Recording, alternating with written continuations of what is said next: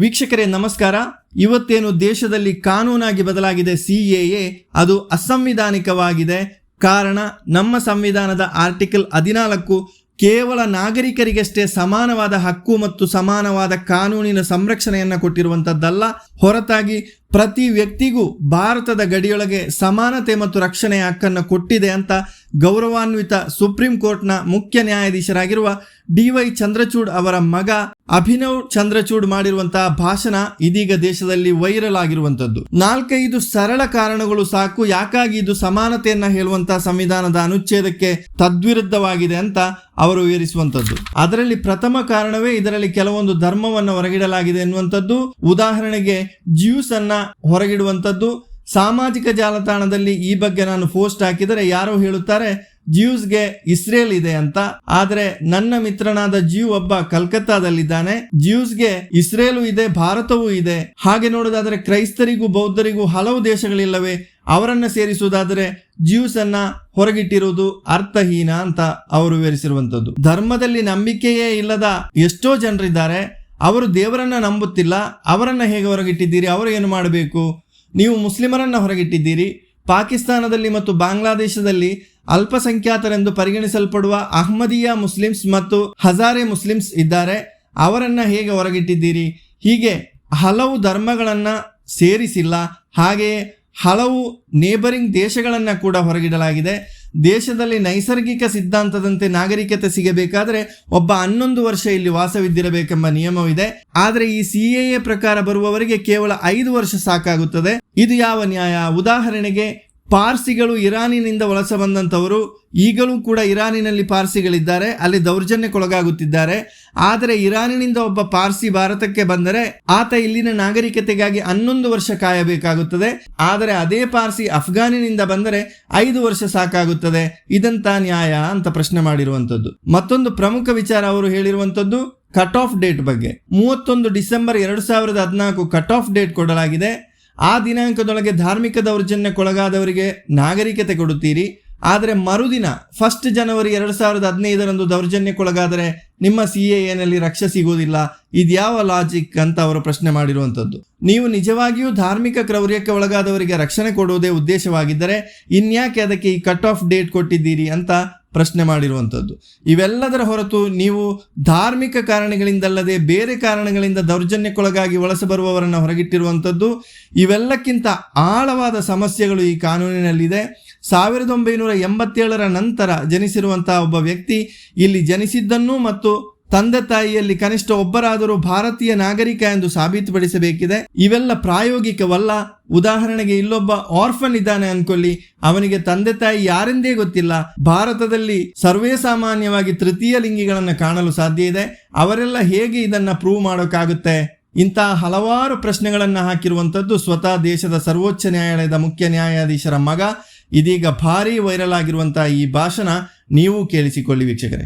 However, I do believe that a compelling argument can be made that the Citizenship Amendment Act as it stands today is unconstitutional because of Article 14 of the Indian Constitution, which grants to every person, not merely every citizen, the right to equality and the equal protection of the laws within the territories of India. And there are 4 or 5 reasons really why one could argue that the Citizenship Amendment Act is unconstitutional because it violates the equality provisions of the Indian Constitution. I'm sure many of you have heard those arguments already. One of the arguments is that it excludes certain categories of religious groups. It excludes Jews. I'm not able to understand why Jews have been left out from the Citizenship Amendment Act. And on social media, when I posted a paper that I'd written, somebody said, well, Jews have Israel. Okay? But we have one of my very good friends is a Jew in Calcutta. Jews also have India.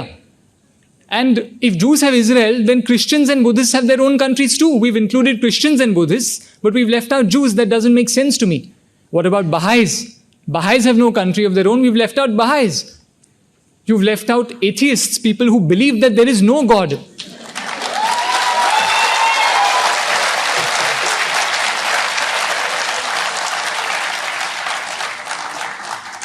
Blasphemy attracts the death penalty. It is blasphemous to say that there is no God.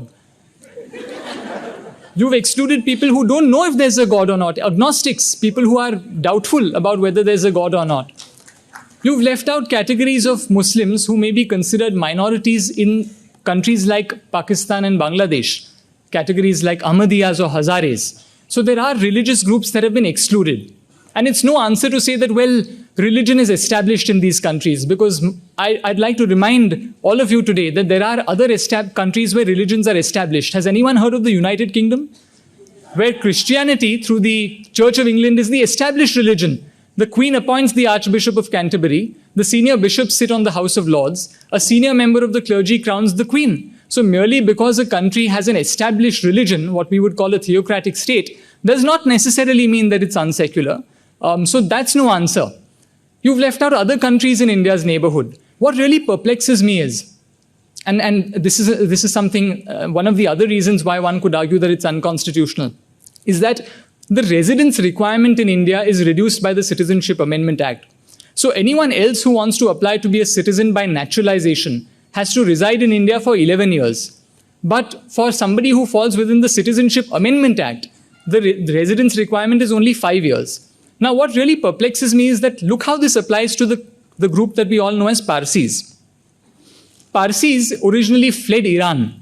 There are still Parsis who live in Iran under circumstances that one might consider to be very repressive. A Parsi who flees religious persecution in Iran and comes to India has to wait 11 years to be naturalized as a citizen. But a Parsi who flees religious persecution in Afghanistan has to wait in India for only 5 years to be a naturalized citizen. That doesn't make any sense to me. There are other reasons why one could argue that the Citizenship Amendment Act is unconstitutional. One is the cutoff date. The cutoff date is 31st December 2014. So if you suffer religious persecution before 31st December 2014, but you come to India on the 1st of January 2015, then you are not entitled to the protections of the Citizenship Amendment Act. Now look, I must point out that bright line rules are imposed by the law. For example, you can vote at the age of 18. So if I'm a day younger than 18 before the general elections, I'm not entitled to vote. Similarly, you are entitled to marry at a certain age, you're entitled to drink alcohol at a certain age. The law does impose bright line rules. But here the bright line rule that has been imposed seems to undermine the ostensibly humanitarian objective of the law, which is that if you want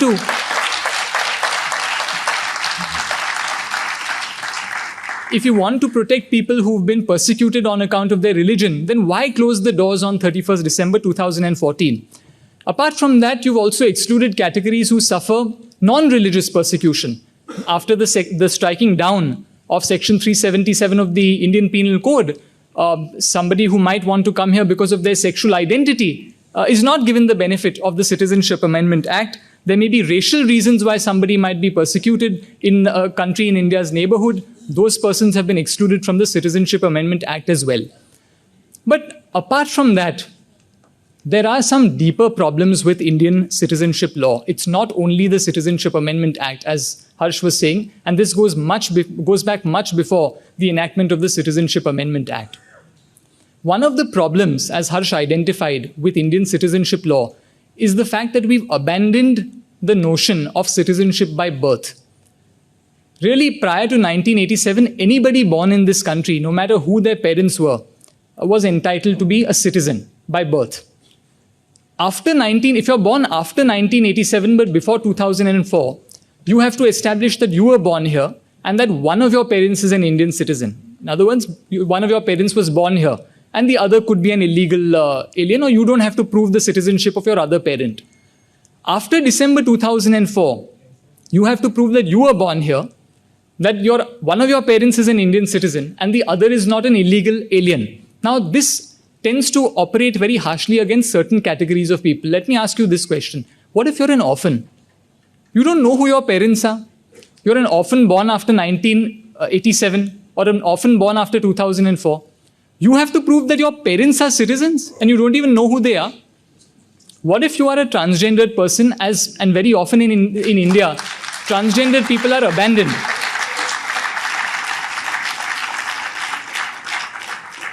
Transgendered people are abandoned at birth. Again, you don't know who your parents are. How do you establish that your parents were Indian citizens? Apart from that, let me tell you about a category that in the US would be referred to as dreamers. Let's assume that you are actually an illegal, you know who your parents are? Your parents are both illegal Bangladeshi immigrants in India. They both came to India, they crossed the border illegally, they came and they settled down in Maharashtra, and you were born in Maharashtra. Now I ask you a question. Is it the fault of that child being born in India? Is being born a crime? Now that child did not come here illegally. That child has only known India as his or her homeland. Is it fair to now deport that person to a country that that person has never known, or to jail that person simply for the crime of being born in India?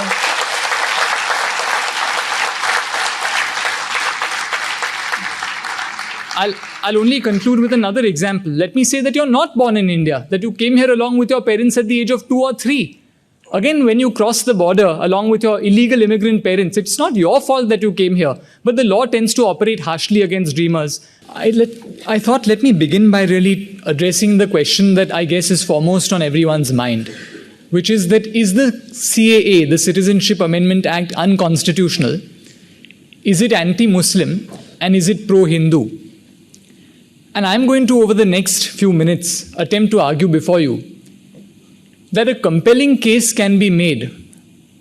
It's by no means certain. It's not an open and shut case. But a compelling argument can be made that the Citizenship Amendment Act is unconstitutional. But the question of whether it is anti-Muslim or pro-Hindu is something that we need to investigate. The question of whether the CAA violates the secular history of our republic, whether it violates the secular fabric of the Indian Constitution, is a premise that I'd like to interrogate a little bit. Let me begin by telling you about the unsecular origins of the Indian citizenship provisions of the Indian Constitution. You see, when the country was partitioned in 1947, 2 waves of migration took place from West Pakistan to India. In the first wave, which occurred after March 1947, 1st March 1947 is when the disturbances began. There was a wave of migrations from West Pakistan to India. That was a migration of Hindus and Sikhs. They came in large numbers, obviously.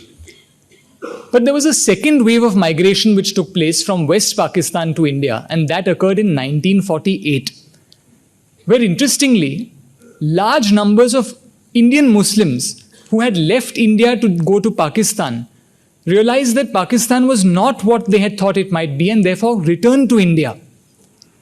Now you see, the return of the Muslim in India created problems for the Indian administration. By the way, the law considered these 2 categories to be different. So the law referred to Hindus and Sikhs as displaced persons, but the law referred to Muslims who left as evacuees. So these 2 are different categories in the law. And you see, Muslims who left India to go to Pakistan, their property was referred to as evacuee property. And their property was being used to rehabilitate Hindus and Sikhs who had come from West Pakistan to India. So the question arose, if Muslims want to come back to India, what will happen to their evacuee property? So correspondence ensued among leaders whose secular credentials are absolutely unquestionable. Leaders like Nehru and Sardar Vallabhbhai Patel. And Sardar Patel wrote to Nehru and said that, look, the return of the Indian Muslim to India is creating trouble. We are in a charged communal environment. There's been an influx of a large number of refugees in India. And if we give the perception that we are going to now remove Hindus and Sikhs from the evacuee property and give it back to Muslims, this is really going to be something that's going to feed the communal poison of organizations like the RSS. This is really to paraphrase what Sardar Vallabhbhai Patel said. And it was in this context that the Indian government introduced on 19th July 1948 a system that was essentially designed to keep Muslims from coming back to India. That was called the permit system. Under this system, if a Muslim wanted to come back to India, mind you, the system did not mention Hindu or Muslim. All it said was that if you were somebody who left India and wanted to return to India, in other words, Muslim, then the provincial government where your property was located had the power to veto your return to India. In other words, a permit for permanent resettlement, as it was called, could be refused to you if your property was being used to rehabilitate displaced persons, in other words, Hindus and Sikhs. This system essentially was entrenched in the Indian Constitution. The Indian Constitution, in Articles 5, 6, and 7, did not mention Hindu, Sikh, Muslim. It did not say anything about religion. So on its face, it appears to be extremely secular. But when you investigate a little bit further and you read the debates of the Constituent Assembly, you realize that actually there were two hidden premises in the Indian Constitution. For those who came prior to the permit system being introduced, 19 July 1948, who were presumed largely to be Hindus and Sikhs, citizenship was automatic, in the words of Dr. B.R. Ambedkar. All that was required is that you had to arrive in India and live in India since then. That's very easy. But for those who came after 19 July 1948, especially those who had left India and now sought to return, you required a permit for permanent resettlement. Now you see, in the Constituent Assembly, there was a great debate that ensued. There was some voices who said that, look, we should give citizenship on the basis of religion. So there was a man by the name of Mr. Deshmukh, who was an Oxford-educated barrister.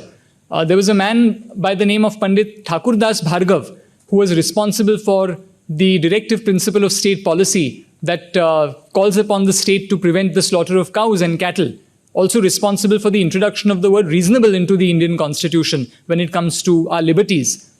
These people essentially said that we should have citizenship on the basis of religion. To address their criticism in the Constituent Assembly, Pandit Jawaharlal Nehru stood up and he explained these hidden premises in the Indian Constitution. He said that, look, obviously we can't have two separate systems for Hindus and Sikhs on the one hand and for Muslims on the other. But for those who came prior to 19 July 1948, and we presume most of them were Hindus and Sikhs, citizenship was automatic. We accepted the great first wave of migration practically without any demur or inquiry. Those were his words. For those who come after 19 July 1948, we have the permit system. Now, mind you, when the permit system was introduced, the first president of India, President Rajendra Prasad, was extremely worried that a very large number of permits would be issued. And he wrote to Nehru and said that, look, you're going to issue 10,000 permits a month. But actually, by August 1948, when Nehru stood up in the Constituent Assembly to explain the citizenship provisions of the Indian Constitution, Nehru explained that only 2,000 permits for permanent resettlement had been issued. So mind you, around March 1948, about 22,000 Muslims had arrived in India. That was the rate at which Muslims were coming back to India from Pakistan. But once the permit system was introduced, only 2,000 permits for permanent resettlement had been issued. And Nehru said that, look, we've taken great care to ensure that these permits are only issued in the most grave circumstances or in the most serious cases. What to me really is very telling is that the permit system was not introduced for East Pakistan. And this is something, when I looked at the Constituent Assembly debates, that made me wonder. It puzzled me. Why is it that a permit was introduced for West Pakistan but not for East Pakistan? And you see, when you dig into the correspondence of our leaders like Nehru and Patel, you realize that while there were only about 700,000 or 800,000 Hindus left in Pakistan, in West Pakistan, there were 16 million Hindus in East Pakistan at the time that the permit system was introduced. In other words, if the permit system had been introduced for East Pakistan in July 1948, it would have prevented Hindus from coming back to India, many of whom were being forced to either convert to Islam or to leave. So this, I would submit really before all of you, does really undermine the secular credentials and the secular origins of the Indian Constitution. There are dark parts of the Indian Constitution. In a book that I wrote a couple of years ago, I examined the provisions of the Indian Constitution that deal with the freedom of speech and expression. And I found that really what the Constitution did, and this is a minor digression, was really to entrench the existing laws. So all the exceptions to the right to free speech that existed when the British ruled us, sedition, defamation, contempt of court, obscenity, they all were just continued under Article 19(2) of the Indian Constitution, and we have to face this dark history of the Indian Constitution. I'm really grateful to all of you. Thank you.